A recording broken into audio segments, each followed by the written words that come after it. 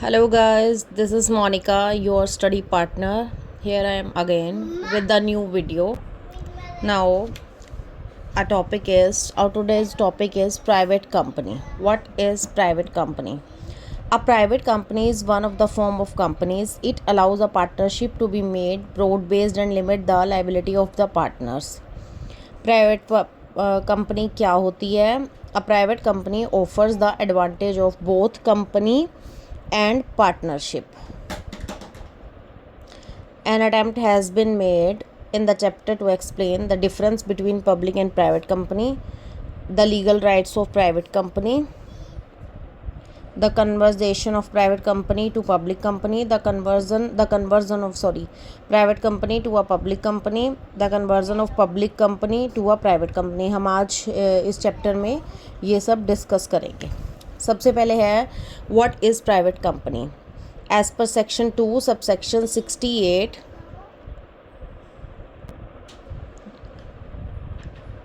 Let's start. As per Section 2, subsection 68 of Companies Amendment Act 2015 defines a private company a company which has minimum paid up capital of 1 lakh rupees.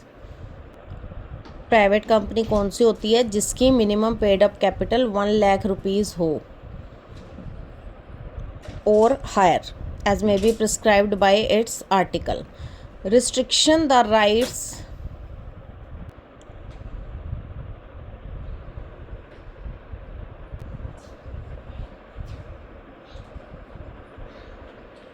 Restricts the right of its member to transfer the share. मैंने आपको अपने shorts में भी बताया हुआ है कि as per section 2 sub section 68 of the companies amendment act 2015 private company क्या होती है? जिसकी minimum paid up capital 1 lakh हो, जिसके मेंबर्स को उनको रिस्ट्रिक्शन होती है कि वो अपने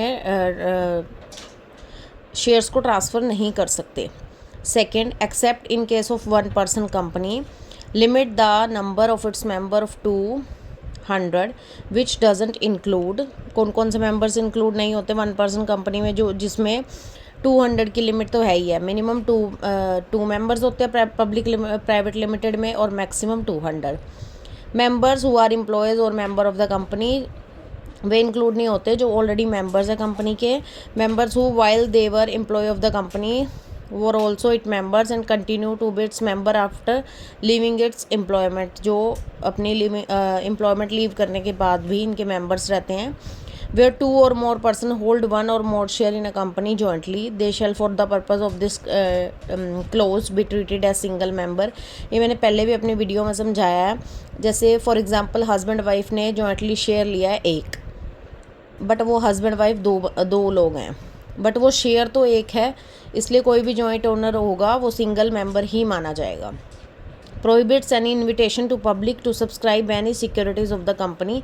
ये भी मैं आपको बता चुकी हूँ कि ये पब्लिक को इनवाइट नहीं कर सकते सिक्योरिटी कोई भी अपने पब्लिक सब्सक्राइब करने के लिए. It is important to note the words if any in what has been said in one above. As a result of the usage of the word if any, the member of a private company can only be restricted to transfer share only if there are any shares.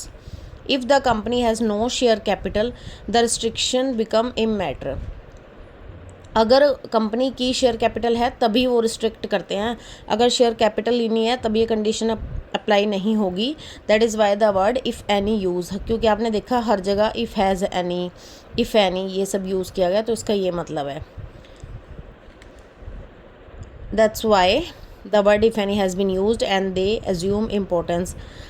अगर आपको मेरी videos पसंद आ रही हैं तो please channel को like कीजिए, अपने दोस्तों के साथ शेयर कीजिए और सब्सक्राइब कीजिए.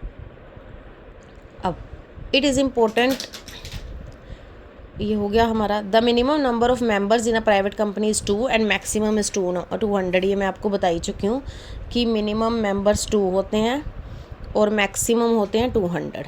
अब है characteristics of a private company. सबसे पहले यहीं से करैक्टरिस्टिक्स बन जाती है इसकी डेफिनेशन में से ही. सबसे पहले restriction on the transfer of share. कोई भी प्राइवेट कंपनी है, उसका मेंबर है, उसके वो अपने शेयर्स को ट्रांसफ़र नहीं कर सकते. वो रिस्ट्रिक्शन तभी अप्लाई होती है जब उनके पास शेयर्स हैं। ऊपर भी डेफिनेशन में बताया, अगर शेयर्स नहीं हैं तो कंडीशन अप्लाई नहीं होती। The restriction on transfer of share doesn't imply that the shares of a private company can't be transferred at all. The restriction only implies that the shares cannot be freely transferred at the will of the holder of shares. In other words, the holder of shares cannot transfer the share at his will, but the share can be certainly be transferable according to the conditions stated in the company article of association. अपनी will say वो share transfer नहीं कर सकते, but as per company policy, as per AOA article of association, उसमें conditions mention होती हैं like the shares can only be transferred to other members of the company or the price of share need to be fixed with the concurrence of other members of the company। ये सारी conditions जो हैं वो article of association में लिखी होती हैं। Second characteristics is restricted membership. ये भी मैं आपको डेफिनेशन से ही सारी करेक्टरिस्टिक्स निकलती हैं। अगर आपको सेक्शन आप अगर पेपर में लिख के आओगे तो वो एड ऑन एडवांटेज मिलेगा आपको, मार्क्स आपका नहीं कटेगा और वो एग्जामिनर के ऊपर भी एक अच्छा इम्पैक्ट पड़ता है। आप सेक्शन लिखो, कंपनीज एक्ट लिखो कि किसके अंडर वो सेक्शन है, चाहे एक्ट के अंडर है चाहे अमेंडमेंट के अंदर है, आप उसकी डेफिनेशन अच्छे से लिखो। डेफिनेशन से ही आपको करेक्टरिस्टिक्स तो मिल जाती हैं सारी। जैसे पहले restriction of transfer of share वो भी डेफिनेशन में था, रिस्ट्रिक्टेड मेंबरशिप वो भी डेफिनेशन में था कि मिनिमम मेंबर्स 2 होते हैं, मैक्सिमम 200 होते हैं, और उसमें वो नहीं होते जो कंपनी के एक्स एम्प्लॉइज़ हैं या कंपनी के मेंबर्स हैं 1 पर्सन कंपनी में। Restriction to issue invitation to public, ये भी डेफिनेशन में था। A private company can not issue an invitation to the public to buy its shares. जो प्राइवेट कंपनी है वो कभी भी पब्लिक को इनवाइट नहीं कर सकती। It can not issue a prospectus inviting the public to invest in its shares और डिबेंचर्स। ने शेयर्स में इन्वेस्ट करने के लिए ना डिबेंचर्स में। In other words, a company private company has to arrange for the required capital privately. अगर उन्हें फ़ंड्स की ज़रूरत है तो वो अपने मेंबर से ही इकट्ठा करेंगे, बाहर से नहीं कर सकते। राइटिंग प्राइवेट लिमिटेड, ये भी मैंडेटरी होता है प्राइवेट लिमिटेड कंपनी के लिए कि उसे अपनी नेम के एंड में प्राइवेट लिमिटेड लगाना होता है, अदरवाइज़ वो ये मानी जाती है कि पब्लिक कंपनी है। There must be at least 2 members in a private company.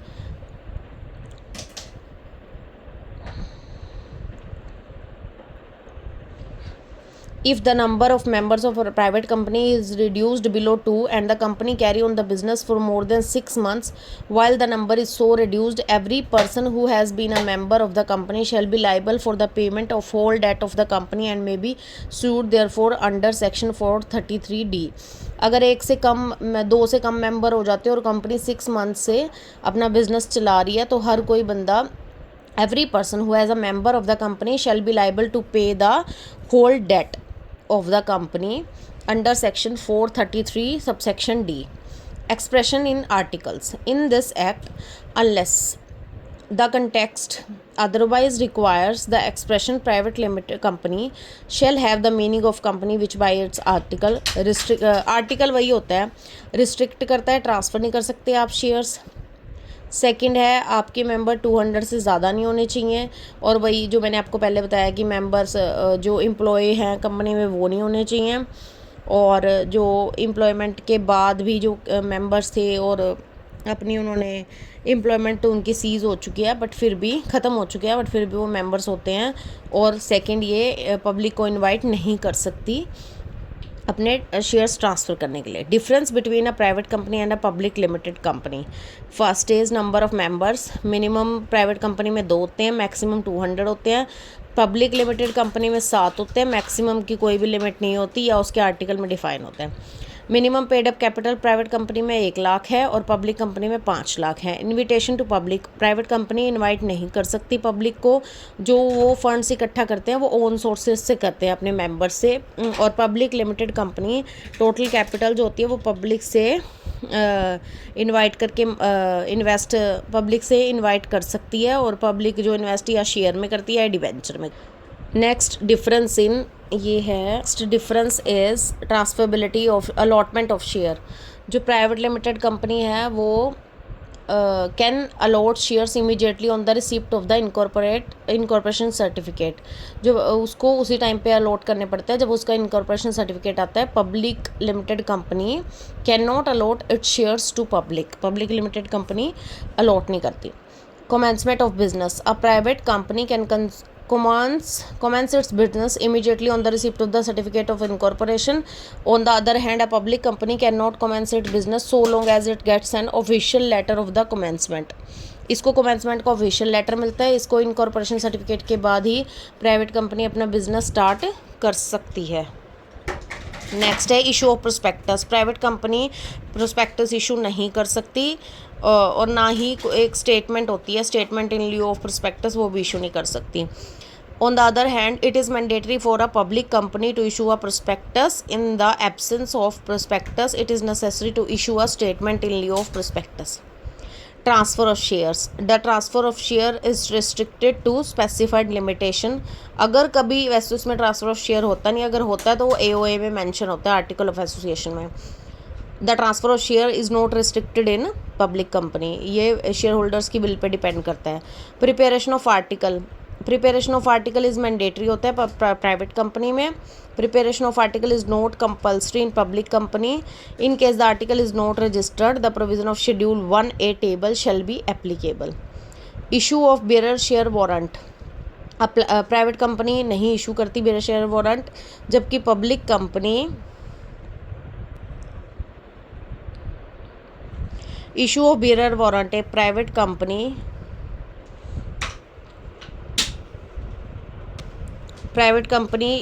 Issue of bearer share को,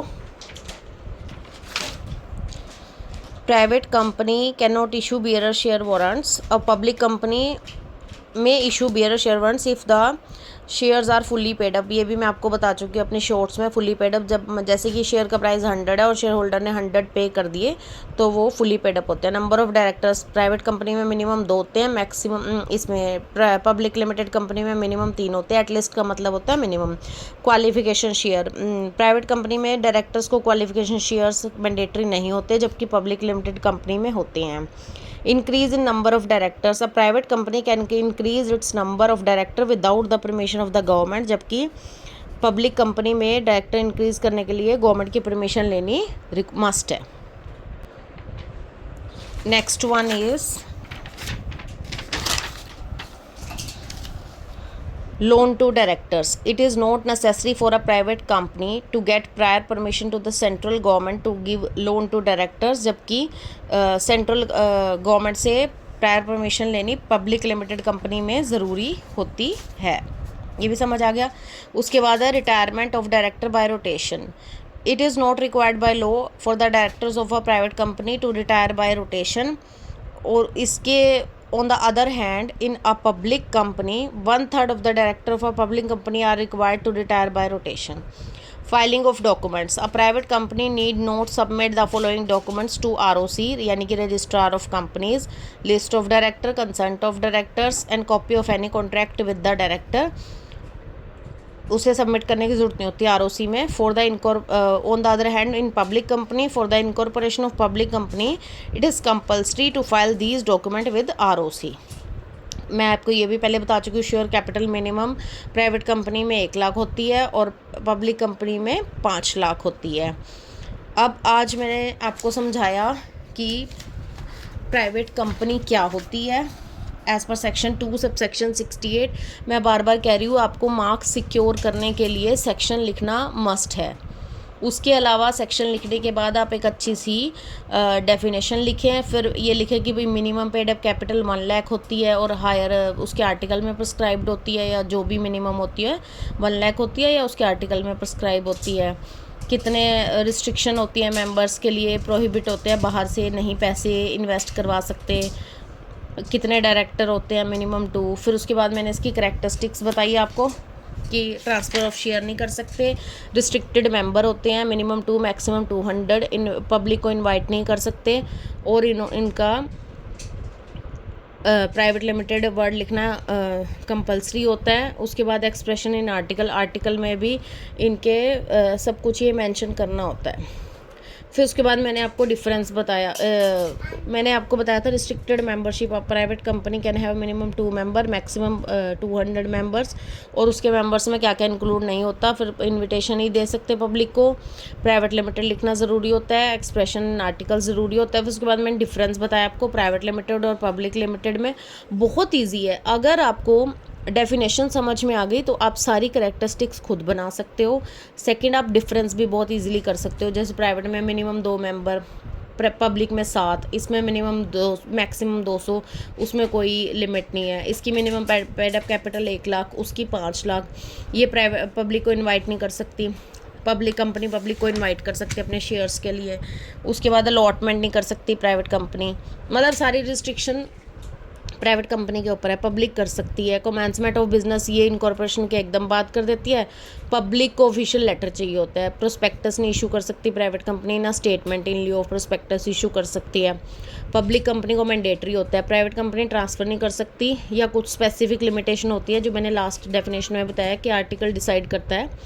अच्छा, इसकी ये पब्लिक कंपनी कर सकती है। प्रिपरेशन ऑफ आर्टिकल मैंडेटरी है प्राइवेट कंपनी के लिए, जबकि पब्लिक कंपनी के लिए नहीं है, और उसके लिए शेड्यूल 1A भी बना लिया, वो भी एप्लीकेबल होता है। Bearer warrant private company issue नहीं कर सकती, पब्लिक कंपनी कर सकती है अगर फुली पेड अप कैपिटल है।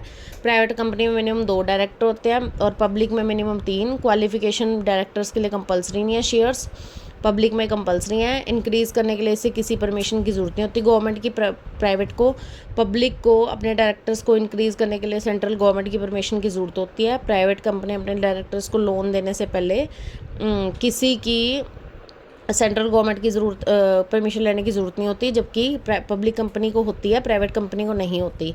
रिटायरमेंट इसमें रोटेशन से नहीं होता। पब्लिक कंपनी में 1/3 of director are required to retire by rotation. इसमें कोई भी फाइलिंग डॉक्यूमेंट्स आपको ROC पे जमा करवाने की ज़रूरत नहीं होती प्राइवेट कंपनी में। पब्लिक कंपनी में ये सारे डॉक्यूमेंट जैसे list of director, consent of director, copy of any contract, ये ज़रूरत होती है। शेयर कैपिटल इसमें मिनिमम 1 लाख होती है प्राइवेट में, और पब्लिक में 5 लाख। अब आपको होप करती हूँ कि सब कुछ समझ आ गया होगा।